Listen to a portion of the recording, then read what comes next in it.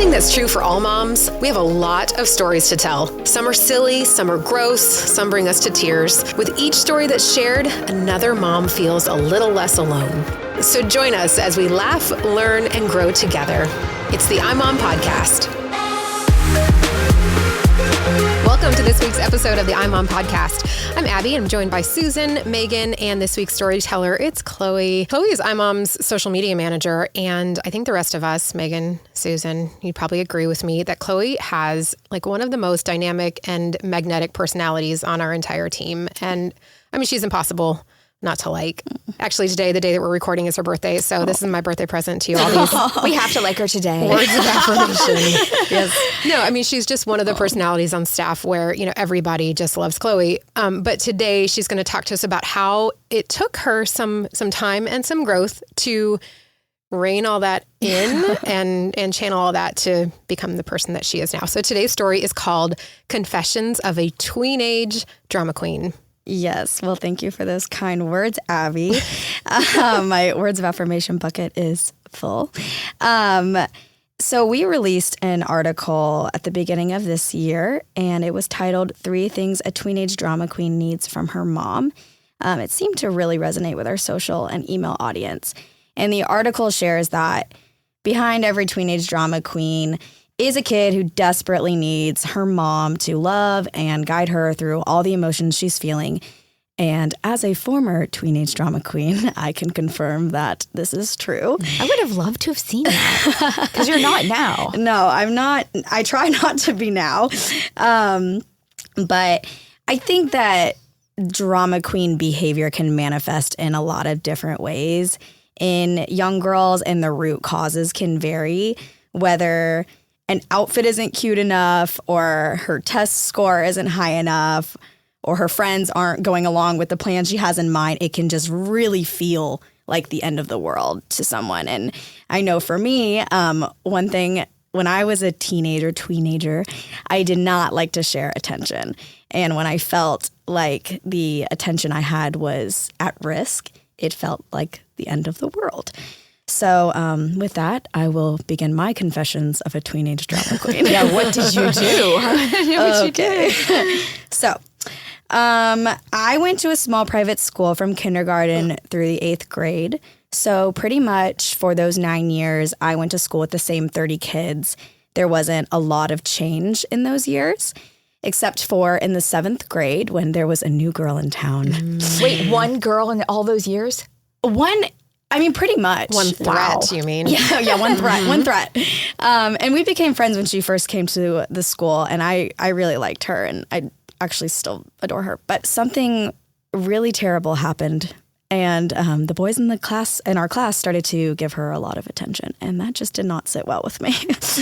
So I'm embarrassed to say that I did start acting out in true drama queen behavior, and I just felt so threatened. Like the guys in our class giving her attention really felt like it was the end of any possibility of me finding a future husband, because all of these boys just did not care. These were your boys. Literally. Do you feel like up to that point you had been the one that they all talked to, or did you feel like you had their attention? I don't think so. I actually really, being honest, there was only one boy I had a crush on all through my time at that school. I don't know why I was so threatened, but it really just didn't sit well with me. Yeah.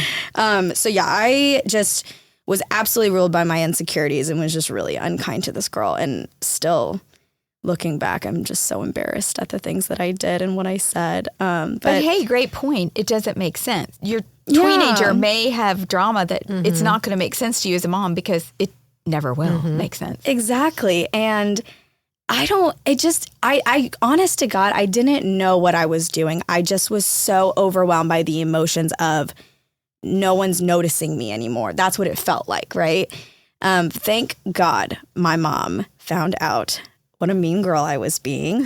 So this girl's mom found out what was going on and actually super kindly talked to my mom and said, "Hey, do you know that Chloe's been saying these things?" And what were you saying, Chloe? Come on, tell us. I was just picking on her. I was everything. Her appearance. I was picking on her for what she said. I was trying to put her down in front of the boy. Like anything I could do to make myself in my eyes look better than her. And of course I looked like a fool. And so my mom was like, hey, are you saying these things? And of course I got defensive. I was like, did someone tell you this? And my mom's like, doesn't matter. Are you or aren't you? And yeah, so she just kind of questioned my behavior. Why are you doing this? What's the purpose of this? And one thing my mom always did in situations like that, because believe it or not, I had more than one end of the world situation like this, is she would always make me feel really supported by validating my feelings.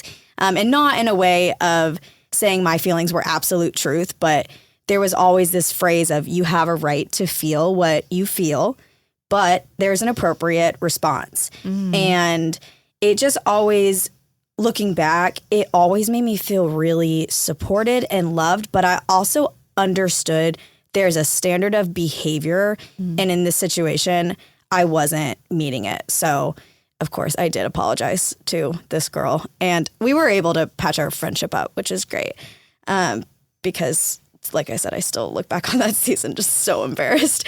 But I think just looking back on that situation and any other situations, the common theme is that I did feel this consistent love and support of these emotions you're feeling are big and they feel very real to you right now. And that's okay. So let's process them. But also when we're done processing these feelings, there's a standard of behavior and you got to get there and you got to start, getting that out. That's some of the best advice that I've heard is kind of what you just said that your mom did. Name it, claim it, don't blame it. So let them name what they're feeling and claim that emotion, but then the emotions don't make somebody do something. You can't let them be not held responsible for what they've done just because of that emotion that they're feeling, but identifying it and accepting it and then saying, well, now we have to practice self-control and not letting that emotion rule us. Right. I think that, you mentioned that it shows up in different ways with different kids. I wonder if it has to do with like how your identity and how you, see yourself. If I'm a straight A student and if I'm known for getting the best grades and then I get a bad grade or I get a grade that I feel like isn't fair, maybe the drama queen comes out in that way, you know? Or for you, it was, I'm popular. The boys at least talk to me, maybe like me or whatever. And now somebody's coming in that's threatening that. I think that different kids, like you said, are drama queens or kings, I suppose, for different reasons. I think it's interesting that your story was you wanted attention, because I often think that is the goal of the drama queen, is attention for whatever reason. Yeah. I can 100% say that my situation was attention related. I am an Enneagram 3 through and through. I was at that age, and I think all of my behavior came down to a feeling like my spotlight was being taken away. Part of the reason that we have tweenage and teenage drama queens is it's the brain. And I think that parents, we know this, but when you're in the heat of the moment, it can be really hard to remember that, that like at age 12, the thinking part of their brain starts to rewire itself. And, that prefrontal cortex that is helping you make decisions, it's not letting you take a break. It's not letting you stop and think. It's just not working as well.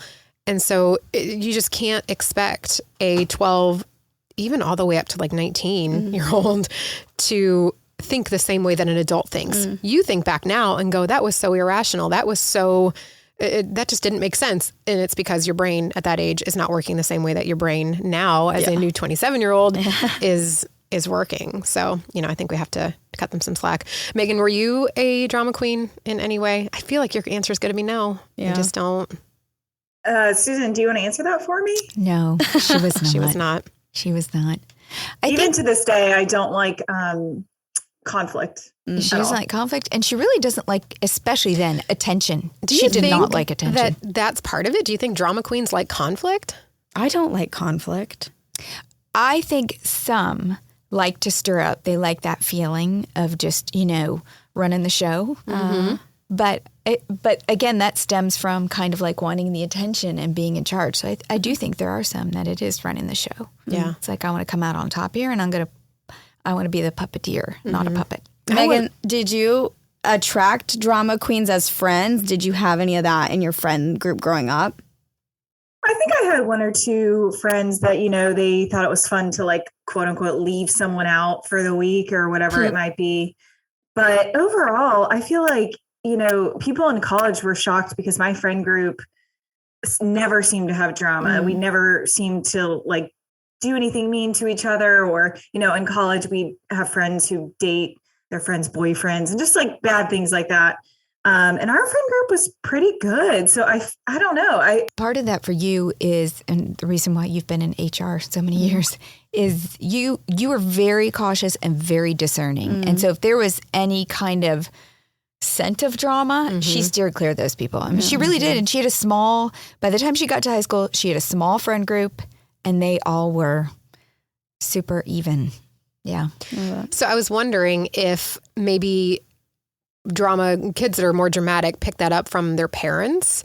Like I've noticed my older son react to some homework frustrations in a similar way that I have reacted to things. So I think he might be mimicking me, but like if he gets frustrated, he's like, I just can't do it.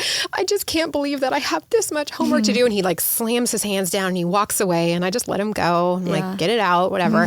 But Susan, you having more than one daughter, I'm guessing that one of them is a little bit more dramatic than Megan. Both of the other two are more dramatic than Megan. Of girls. Yeah. The boys were not dramatic. So, do you think that kids would pick it up from their parents, though? I think some of it is personality. I really do. Emily ended up being a musical theater major. She did the whole music thing. She likes attention. Her friends were more dramatic. Hannah grew, I didn't adopt her till she was 13. She grew up in a very crazy way in Russia. And so she was more the drama queen who, maybe liked to be in charge, more control. But she was kind of quiet, a little more reserved, like Megan too, in some ways, but she could stir it up too. Did either of your boys have No, my issues? boys steered away from drama. I think most boys probably do. I mean, I can see, comparing my two, I definitely see my older one being more dramatic, but I don't think that if I had a 10-year-old daughter, like his level of drama would be anywhere near what hers would be, Yeah.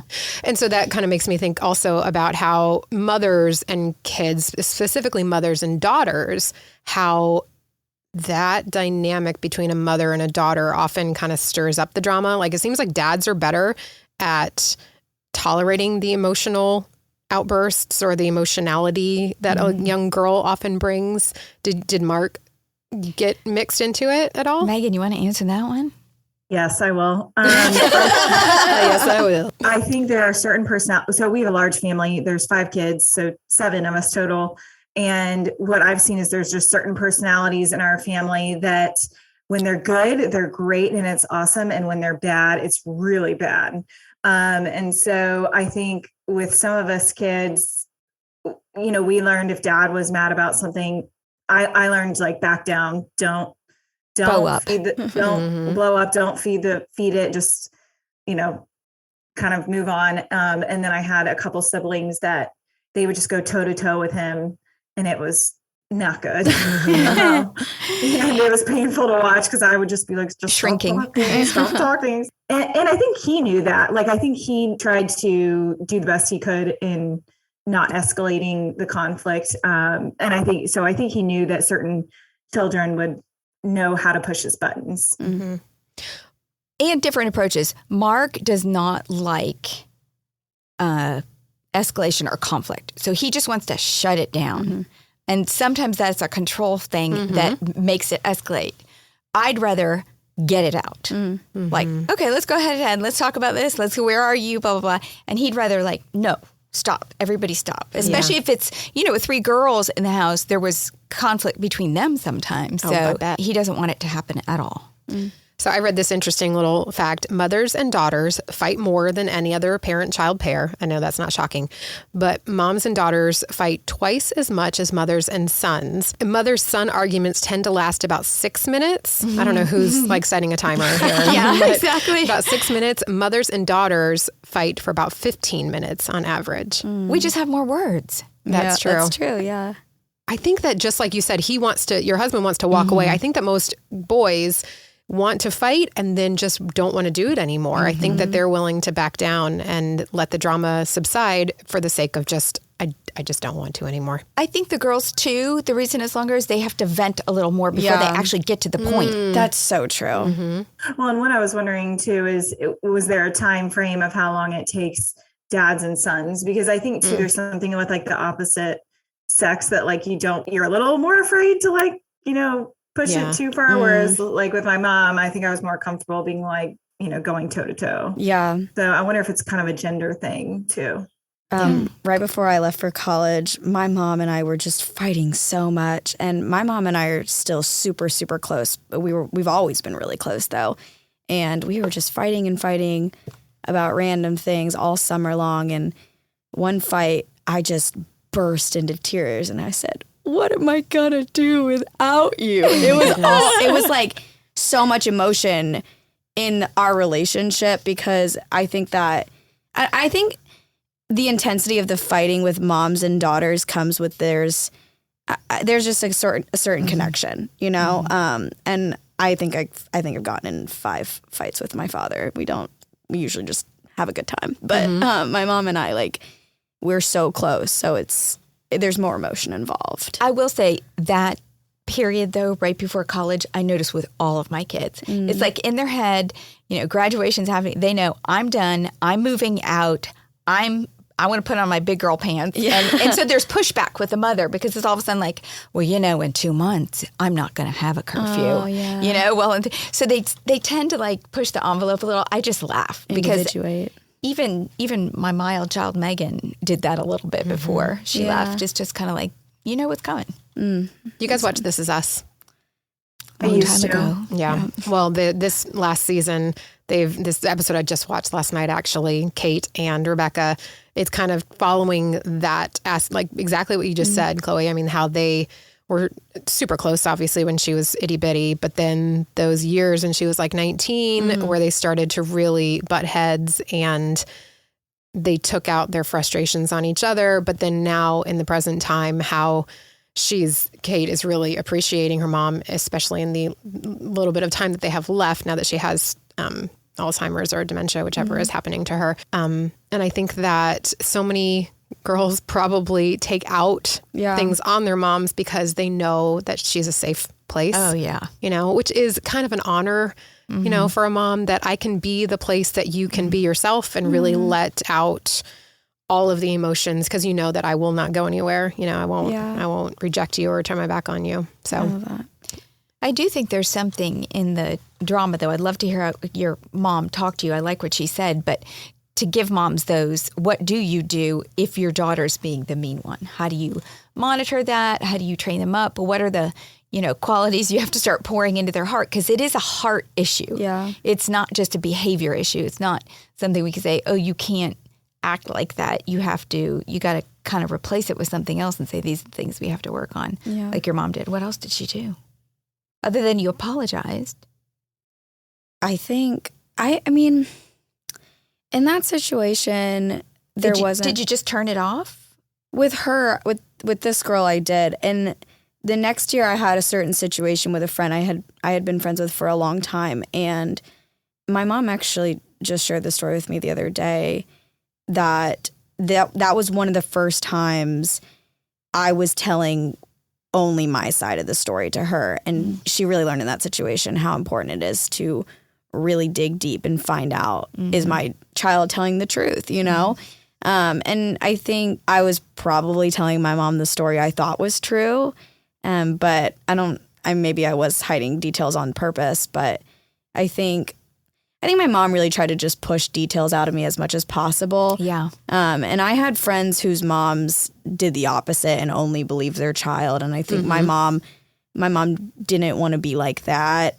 But also I had friends whose parents didn't believe them at all when they would tell their story. So I think, that's got to be a balance, right? Right. And I think it's hard because, of course, the more drama child is usually going to be more gregarious. And so you want to believe them, and you only see this one side. You're not seeing them with your friends. So it is kind of a hard place for a mom to be, to go, okay, what's really going on here, especially if you don't know the other mom. Yeah. Or you don't trust the other mom to be honest, too. Yeah. And I asked my mom, how did you start, how did you pick up on the situation? Because as I shared this second story, I had been friends with this girl for a while.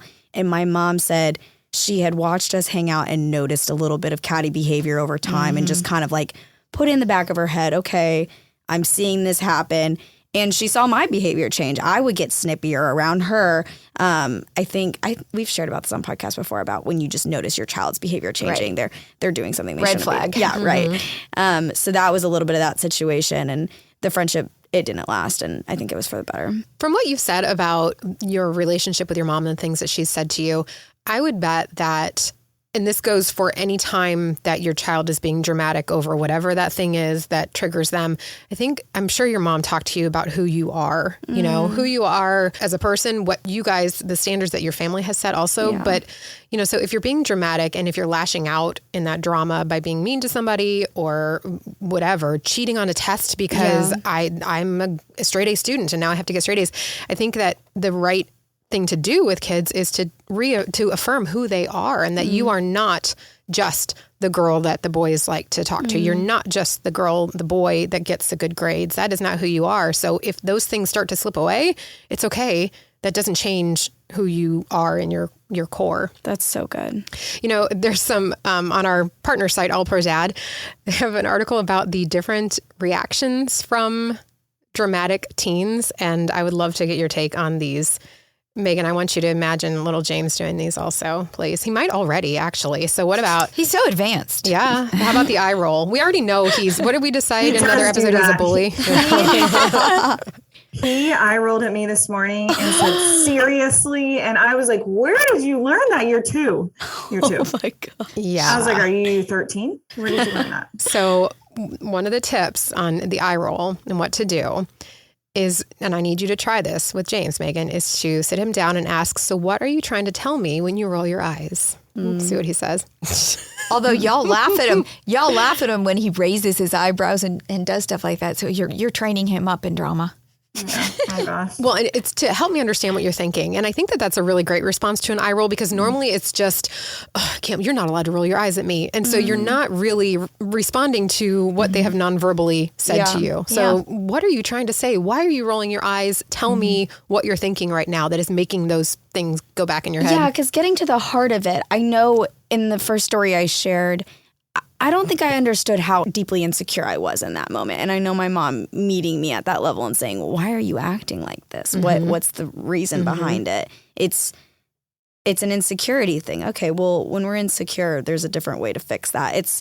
We got to remind you who you are, not we got to be mean to the girl in your class. Yes. Yep. Yeah. Another one that's kind of similar to the eye roll is stomping and slamming doors. So when they do that, giving them time to cool off, but then say, what made you so angry? Like what got the rage going in you? Because that's what it is when you slam doors.